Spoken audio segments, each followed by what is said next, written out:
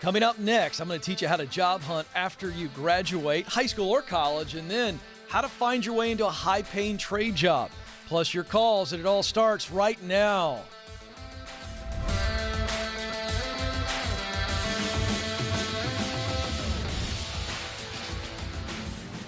All right, here we go. Coming to you live from our Ramsey Solutions studios in Nashville. You have joined a conversation about you, specifically who you are, what you were created to do, where you want to do it, and how to get there. We're talking about working on purpose because we think about work very differently here. See, I believe that you were created to work. Most people look at work and say, well, I work to live. I got to have a job. Everybody's got to have a job. I got to make the money. I got to slog it out for 40 years, save a little bit, make some memories. This is the way that most people look at work. I think we were created to work. Some of you are still cringing on that, so let me do a little word substitution. What if I said to you that I believe you were created to contribute? Oh, well, that sounds different.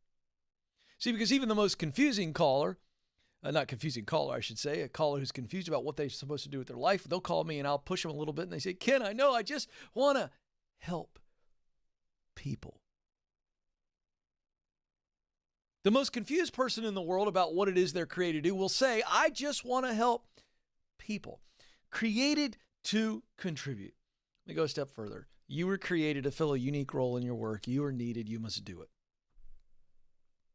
Somebody out there in the world needs you to give yourself away. So this idea of working on purpose, from moving from paycheck to purpose, isn't about us. It's about those that we are supposed to bless by giving ourselves away. The three gifts that your Creator gave you: talent, hard skills, soft skills, passion. This is passion for work. You love this task. You love this function, this role. And then finally, mission. Results that you care deeply about creating.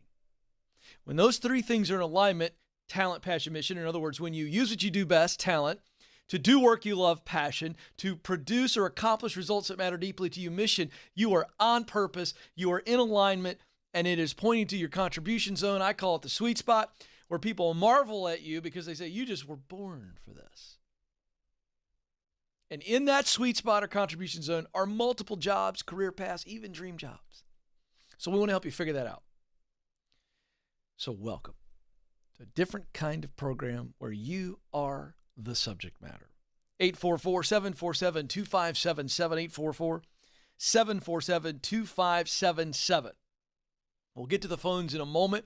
I want to spend just a few moments equipping and encouraging parents or grandparents and young people who are connected to the next chapter. So for you grandparents, you got some grandkids that are coming out of college or out of high school and they're not sure. Parents, same situation. Those of you that are surrounding these young people, you need to hear this. And then you young people who are thinking, all right, I don't know if college is for me. Maybe I take a gap year. Maybe I don't. Maybe I know the trades is where I want to go. How do I come from high school and move right into the job market? For those of you that are graduating college, again, same deal. Highly competitive. How do we do it? I want to simplify this because we've made it all about emotion and stress and tension and all this pressure. Relax. Tried and true. So how do you land the job out of high school or college? What are three things that will set you apart? Here we go. Number one, start early. Don't wait. Now, point 2 and 3 will help you if you waited. But I'm telling some of you, here we go. Like high schoolers now, start looking now. If you know that college isn't right away or it's not the way, start now.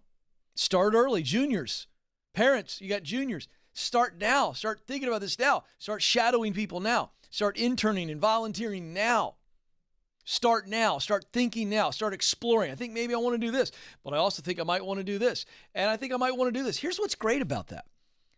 They're kids. They don't have to know, but they need to go.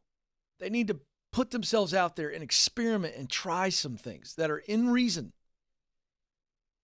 Parents, have the courage to let your kids try some things that may not be in your little wish list. There I've done it again. Telling parents. Some of you parents are projecting your own fear on your kids, and they've come to you and then said, hey, I want to try this. And you go, I don't know how stable that is. Shame on you, parents. What you ought to be asking is, does my kid have talent in this area? If the kid's delusional, you need to be mom and dad and tell them, sweetheart, I love you. Go try it. Let's go try it. Let's go see if you feel like you've got the talent. Push them into that and let them discover on their own. Don't destroy them. But you got to be parents. But I'm talking if your kid's got the talent, you know they do, and they've got a deep interest in this area, they're very interested. That's the beginning of passion. You better have the courage, mom and dad, to let them go explore it and support them. Because if you accidentally crush their spirit on this, they're going to call my show at 32, 35 and be in tears because their mom and dad crushed their dream and they went and did the safe degree and the safe job. I get it every day on the show. You know I'm right. So start early. Start exploring, turning over rocks, talking to men and women. Get your kids around them that are doing things that they're interested in, and the heart will begin to reveal it. The heart will respond. When the brain tries to come up with a plan, that's when we get all scared, we get doubtful, we get insecure, whatever. But when we allow the heart to be exposed to the work, you'll see your kid light up. Come on, mom and dad. So start early. Start thinking about it and exploring early. Number 2, hunt places. We talk about the job hunt. Just hunt places, industries, certainly specific jobs. Just start hunting. Look for them. Where's that one at? Well, I think I might want to do this. What does that look like? And how could I do this type of work? So hunt them down. Hunt them. Good old-fashioned research. Create a list. And that leads to step 3. Start connecting with people that are doing things in those areas or doing those specific jobs. Duh. I wrote a book called The Proximity Principle that basically said, in order to do what you want to do, you got to be around people that are doing it and in places where it's happening. Why? Because when I get around people that are doing it, I learn what I need to learn. I get the opportunity to do what I want to do. And then I get pointed and connected to other people in other places. When I'm in the right places, I meet more of the right people. It's the intentionality. Now, that's what the principle says. The proximity principle came out of the show. In order to do what you want to do, get around people that are doing it. Get in places where it's happening. Now, let's just draw back from that principle for a moment. For what I'm teaching today to young people, use the proximity principle to verify that this is something you're interested in or not. You don't know, so get around somebody who's a welder. Get around somebody who's doing HVAC. Get around a car mechanic. That's if you're the kid that likes to fix things. Work with your head and hands. We don't know which way we're going yet, but I can tell you this, when you get in proximity, after you've hunted down different types of jobs and things you're interested in, start hanging around people that are doing it and learn about it. And then the heart's going to go ding, ding, ding, or eh. So parents, grandparents, young people, relax, take a deep breath. That's how you start the job hunt. That's how you find it. It's not complicated at all. I know. I got into broadcasting with no degree and very little connections at the age of 33. Took me 7 years, but I got there. I know what I'm talking about. But if you let the fear of the process, the doubt, and the pride stand in the way, you will not get there. I've got news for you. You won't. But if you do that simple little plan I gave you, the amount of knowledge you're going to gather is going to take care of the fear of the unknown. It's going to take care of the doubt. Can I get there? Do I have what it takes? And it'll build a defense against the pride of asking others to help us. It's that simple. Just do it. 844-747-2577. 844-747-2577. I got a sharpened pencil. That means we're ready to go. Let's go to Austin, Texas. Caleb joins us there. Caleb, you're on the Ken Coleman Show. Hey, Ken. How you doing today? Caleb, I'm living the dream. What are you doing? I'm doing pretty good. I've been living the dream for the past 12 years, and so this is my question for you. I've been an entrepreneur for the past 12 years. I sold one business back in 2018, and my most recent venture has kind of flopped. So I've decided to shut it down. So I'm in a position now where I don't have enough capital to start up a new business, so I'm looking at going back into the job market. And so my primary concern here is that over the past 12 years, like I've gained a whole breadth of experience, but kind of lack depth in one area. And so most of the positions I'm coming across seem to require more skills than I have for that job. So how do I go about selling myself for positions that seem to want more depth versus kind of this breadth of knowledge and experience that I have? Yeah, I think you've talked yourself into a corner that doesn't even exist. That's my take real quick. So now I got to break down that. You sounded like a congressman trying to pitch a bill that's going to cost people more money. That's how all around the issue you went. I think you're just dealing with straight up doubt that there's not a position for you to land in, or there's not a certain type of work for you to step into that you can crush that will allow you to make some really good money and get yourself in a position where you try the next thing. I think that's what you're really facing. Is that true or false? Yeah, I'd say that's pretty accurate. From just being self-employed for 12 years, I always kind of considered myself unemployable. But but that's garbage. But that's garbage. How in the world are you going to find anything when the number one thought in your head is, I think I'm unemployable? Well, of course you're not gonna. Of course you're gonna read everything by that. Everything. Mm-hmm. I mean, it's stinking thinking. It's I'm the victim. And so when I think I'm the victim, everywhere I go today, I'm going to go, did you hear how that cashier talked to me? My wife goes, she was fine. No, she looked at me. I saw it. She judged me. I mean, come on, folks. We've all done that. So let's do a wake-up call. Caleb, let's be honest about you. What are you really good at doing? So I would say the thing I'm best at is kind of the marketing end of my businesses. I've always been really good at marketing, especially kind of like the email marketing end of things. Fantastic. And tell me about the business you sold in 2018. So that was an energy bar company, and so that was you can find them nationwide still. There's the company that bought it still running it today. Fantastic. So that was a successful company, yes or no? Yes. Oh, and you did your own marketing? Yes. Oh, okay. All right. And you sold it for a nice little chunk? Yeah, good enough. Yeah. Yeah. So that's the narrative. Mm-hmm. I'm really good at marketing. Been working for myself, had an exit strategy. I'm in between ideas right now. I want to kind of get back in the marketplace. You start telling everybody how good at marketing you are and what you did for your own company, the narrative changes. So I don't know what you're looking at or what you're exploring to where you look at the job description and go, oh, I don't think I can do that. Tell me, what are you looking at that says you can't do that job? So a lot of them that I kind of come across seem to want you to have worked with a larger budget or a larger size company. Okay, then start applying for jobs that don't require all of that. Mm-hmm. I mean, are you looking for describe the type of position? Give me some of the titles that you're looking at and kind of what they want you to do. Yes, director of marketing, digital marketing director, things like that, senior marketing director. So I'm kind of looking for more senior level position, because, honestly, I've been kind of under earning for the past several years as an entrepreneur. Right. So I'm looking for an opportunity now. Right. So have you applied for any of those positions that you just listed out? Yes, I have applied. I've interviewed. I've done phone interviews and with a couple of recruiters. What's the feedback? So far, I haven't gotten any. I mean, the only thing I've gone so far, I've done, like I said, I've done a couple phone interviews with recruiters, but they didn't lead to any actual interview. Okay, but my point is, you don't have any evidence going that is confirming your fear. Not necessarily. I think it's just a lot of doubt still, and a lot of the rejection I'm getting from some of the positions I think I'm a good fit for. I get it. Reach back out and don't even give me the interview. I get it, but that's just the nature of this game. True or false? True. It's not a Caleb issue. The signs from this current situation that you're in.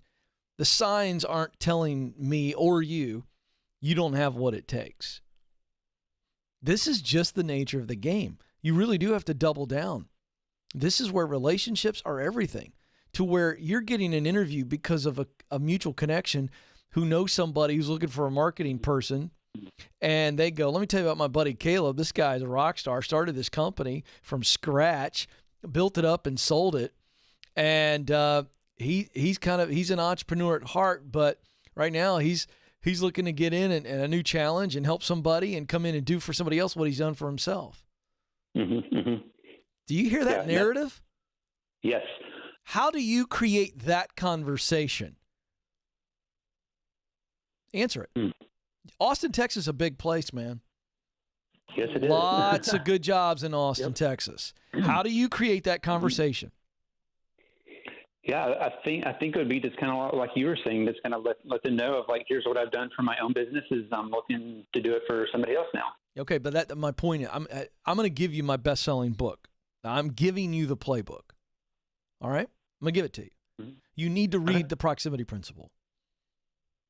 That sounds good. And just do what I tell you to do, because here's the deal, man. You didn't answer the question. The question was, how do you create that conversation? The answer that I want you to understand is, I got to start using the proximity principle. I got to start getting around people that are doing this kind of work. And either I know people that are in marketing and doing the kind of work that I want to do, or I know people who know them. And the more I start connecting with those people and let them know what I did for myself and I'm looking to get in the marketplace and do it for other people, I start making more connections and I start getting connected to other companies and opportunities. And that's how we create the conversation where somebody takes your resume in to the actual person making the decision and going, let me tell you about Caleb. Makes sense now what I'm asking? Mm-hmm. Yes. You're going about it the wrong way. You're playing the job lottery. Nobody knows who you are. Mm-hmm. So if they look at your resume, maybe your resume's not stacking up. I want you to get to my resume guide as well. Amanda, let's do this. I'm going to put you on hold. Let's make sure he has the resume guide. It is a free PDF. It's got a template in it. Your resume needs to look different, but there's a strategy to actually making it look different, and it involves what I just said. It fits perfectly with the proximity principle. There's a whole section in the book on practices that coincide with all of the free resources at my website, kencoleman.com. So, Amanda, let's give him whatever format of the book he wants and go do it, read it, and then use the resources on the website, and this is going to be a game changer. And this will help you with the doubt. But the only reason you're feeling doubt is because you've been rejected. And I get that. But that's the wrong narrative. 844-747-2577. Let's go to Tucson, Arizona now, where Jericho joins us. Jericho, you're on the Ken Coleman Show. Hi, can you hear me? I can. How are you, sir? I'm doing great, I'm a huge fan of yours, and I just really thank you for everything that you and Ramsey Solution does. Well, thank you. How can I help you? So I'm a recent graduate of an aviation trade school program, and I'm studying for my FA certification test. Great. I'm an aircraft mechanic right now. Nice. Yeah. Mm-hmm. Some of my classmates have already gotten out of their, they've already gotten their certifications, and they're already on the job hunt, and I've learned some new things from them about the industry and the field. So I was kind of curious, what aspects of the job, like when I'm on the job hunt myself, what should I focus on? Should I focus on getting a high hourly wage? Should I deal with a low hourly rate for a while with hopes of getting a raise or moving up in company? Or should I prioritize a job with good benefits? Or should I just accept that I'm new to the field and I should get hired wherever and start getting some experience? I'd say it's all of those things except for benefits. I would never make benefits the priority. Okay. You're a young guy. Yeah, some of the employers here are actually hiring people as temporary employees, like contract employees, and then after you would get hired, more as a permanent employee, then they actually bump you down significantly, and then they give you, reimbursements. But I was just So here's the deal. I learned that about the industry. Yeah, it's great though. So here's all that matters. You want to get in. We want to get in. Mm-hmm. So then we start saying, I know I want to get in the industry because I'm doing all this stuff to get qualified. Now I just want to get in and start working, getting paid, and making more connections. Correct? Mm-hmm. Yeah. So we look at it, we go, let's look at all the ways to get in, and we take the best one. Now, the best one doesn't always mean it's the best pay. Maybe the best one is It's a little lower than I would like. There's 3 others over here that pay more. This one pays less, but this one has a better ladder, right? Yeah, Because definitely. I can get promoted quicker over here. Or maybe it's this one over here pays better, but this one over here, oh man, this allows me to get connected faster and better, and it's going to end up probably allowing me to move faster, further, right? Or move further, faster, rather. So you start looking at all of it and you go, it's never just about pay, certainly when you're young and you're getting in. It's really about what gig moves me further, faster. So it could be this is about connections, and so that's going to pay off better. This could be about experience itself, where it's just going to, wow, if I get this experience, it allows me to jump up another ladder somewhere else. Now, if you find something that is better ladder as far as moving up, better experience, and better pay, well, then that's a no-brainer. So I don't want you to overcomplicate this. Keep it simple. What's the best gig based on those factors? Connections, experience. All right? And then getting promoted. Mm-hmm. How so when I'm in the interviewing phase, how do I get a good impression that I can climb the ladder? Is there any You don't give them the impression that you can climb the ladder. What you do is you say, I'm here today because I love aviation. I've always loved it. Give them a little bit of your story. Let them see 60 seconds into bright-eyed dreamer Jericho, who at some point in your life fell in love with aviation. Is that true or false? Yeah, that's true. Oh, man. First 60 seconds of the interview ought to be that. When they say something like, why are you here? Because you guys are in the space that I know I was created to be in. I've always loved aviation. I remember when I was 9 and I blah, blah, blah, blah, blah, blah. Like, give them 60 seconds of, whoa, this dude loves aviation. And then you say, and I know that I got to get in and pay my dues. And this is, I think, a really good place for me to get the experience I need, to get the knowledge I need, to get the wisdom I need, to build the relationships that I need to do this work for the rest of my life. I love it. Now, how appealing does that sound? It sounds pretty great. Then say that. So the idea here is you don't go, hey, I want to climb the ladder. I mean, you do. They know that. They know inherently everybody knows that most people want to move up the ladder. True or false? Yeah, that's true. All right, so it's really about, hey, I'm hungry to learn and do as much as I can do because this is the space that I was created to fill in my life, so I'm all in. I'll do whatever. Now, that's attractive. And so that's how you go about it. Mm-hmm. You got it? Yep, I got it. You do have it. You're going to crush this, aren't you, Jericho? Mm-hmm. Get in, baby. Let me remind you and the rest of our audience, the first live broadcast I ever did was high school football play-by-play in, I mean, honestly, Joe, it was so south of Atlanta, it might as well have been Macon. I had to drive 90 minutes to the first football game. Joe, I didn't even know where I was. I was going to say. And it was for Complete Game Broadcasting, a broadcasting school that I was paying for. And they put it on the internet, and nobody was listening except for my wife. Bless her heart. Bless her. But, Joe, that's how you start.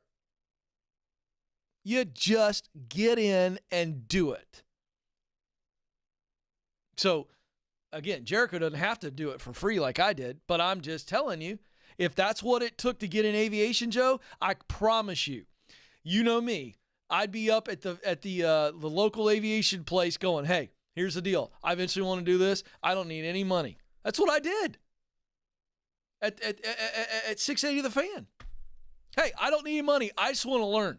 I want to help out. I want to serve so that I can learn more about this and what it takes. I just want to soak it up. Now, who is going to say, beat it? Not many. Not many will say it if you come in that way. You're not asking for anything. You're just saying, I want to be around. I promise I won't get in the way. If I start to get in the way, punch me right in the neck. You know? You know, it's like, who's not going to get excited about that? Oh, this guy wants to learn. This guy wants to observe. This guy's humble. This guy's hungry. Who's not going to say, all right, sure. They might not say it as nice as that, Joe. They might look at you and go, if you get in the way, you're out of here. Or don't get in the way. Okay, man, whatever, sure. Who cares what their attitude's like? If they say yes, you're like, all right, I'm in. And that's the deal. All right, quick break. When we come back, get some really good practical stuff here coming out from our media about the trades and how you can get in. Don't move. This is the Ken Coleman Show. We were drawn to Christian Healthcare Ministries because we both had young families and we wanted to have more children. And we had also just started a real estate company and needed to find healthcare coverage that would meet our needs. We were attracted to CHM because of its low monthly costs and the ability to negotiate medical costs down. Established in 1981 and accredited by the Better Business Bureau, CHM is here to meet the needs of your growing family or small business. Check us out at chministries.org. We absolutely believe in it.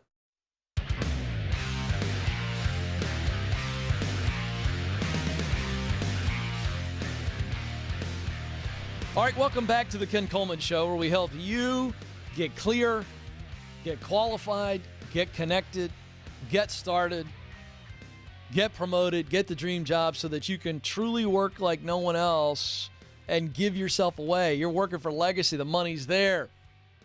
The acclaim and all the things that come with working on purpose and being excellent, it's there. But now you're just giving yourself away. I want to say hey to everybody watching live that is engaged in the chat room. We got this fun community that's growing. They encourage each other. And so if you're watching later, meaning not during our 12 o'clock noon Eastern Standard Time live hour, and you're watching on YouTube later, know that if you engage with us at 12 noon Eastern Standard Time, Monday through Friday, we got some hardcore folks that are just in, man, and they're encouraging each other. And so I want to say hello to them. Love you guys. And spread the word. Give us a thumbs up if you're watching live or later. Let's drive those thumbs up. Everybody watching, give those to us. That helps us with YouTube putting us out there and spreading the good news around. Subscribe if you haven't. Also, share. That helps us grow. And from time to time, I will interact with the folks here in the chat room if I don't get too terribly distracted. All right, let's see, Joe. What's the latest? Or Nathan. There it is. All right, here we go. In the news here, we've got a NPR article that I'm just pulling some stuff out of. They did a story on high-paying trade jobs, and we've talked a lot about this on the program. But I just want to pull a couple things out here.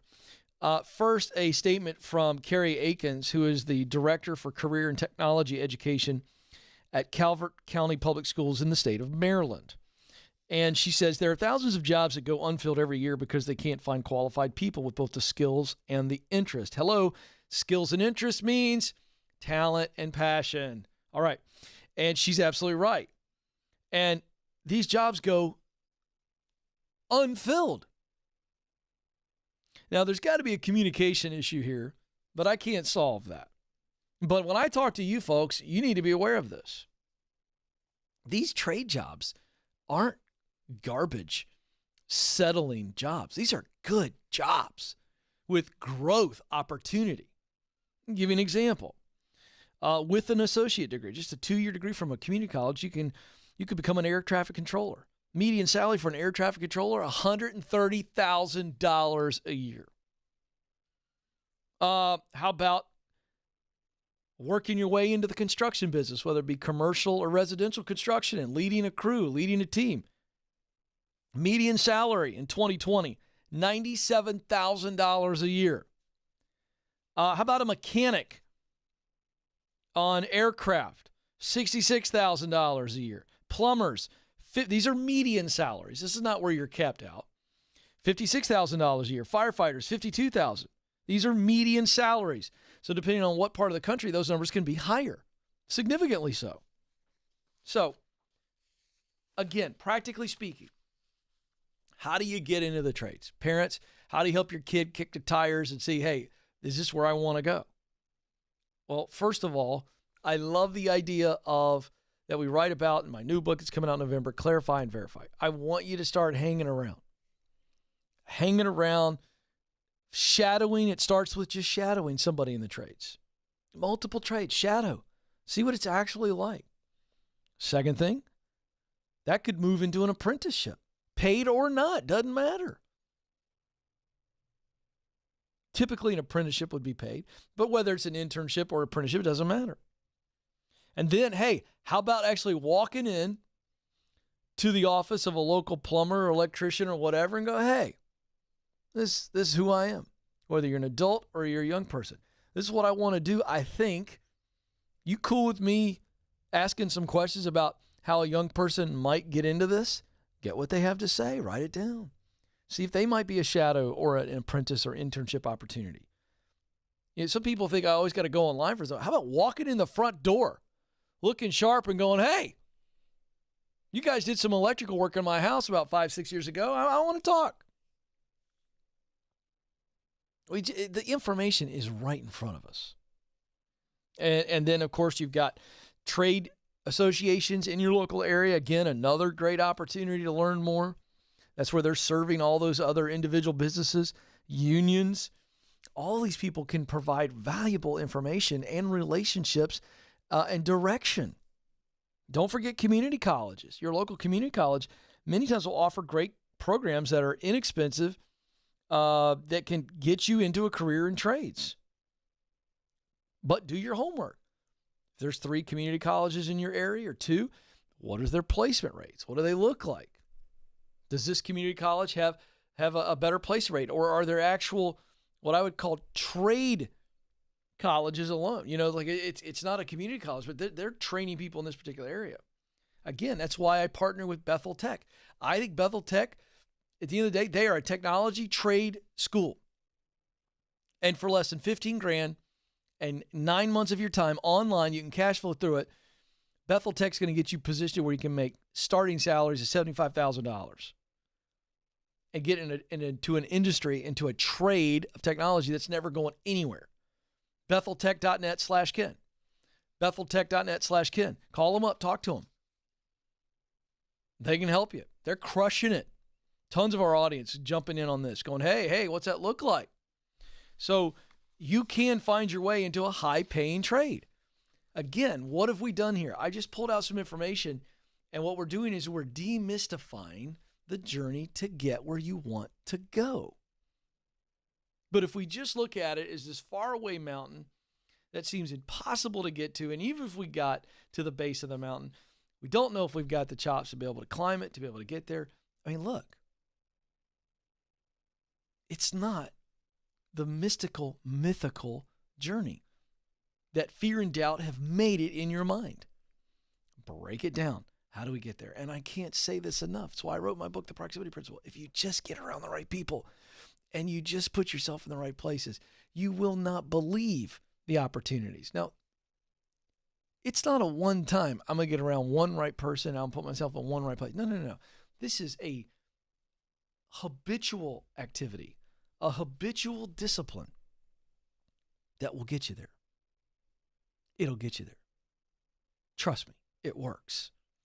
When I'm around the right people and I'm in the right places, opportunities present themselves. So, take the complex, break it down. What do I need to do? I've given you an example here, and then go do it. And you won't believe how the fear and the doubt begin to subside as we continue to put ourselves around the right people in the right places. And eventually the right time happens. And it's a beautiful thing when it does. Speaking of time, my time is almost up. But before I let you go, I want you to know that you matter and you do have what it takes. Thank you for joining us. Until next time, this is the Ken Coleman Show. Press on.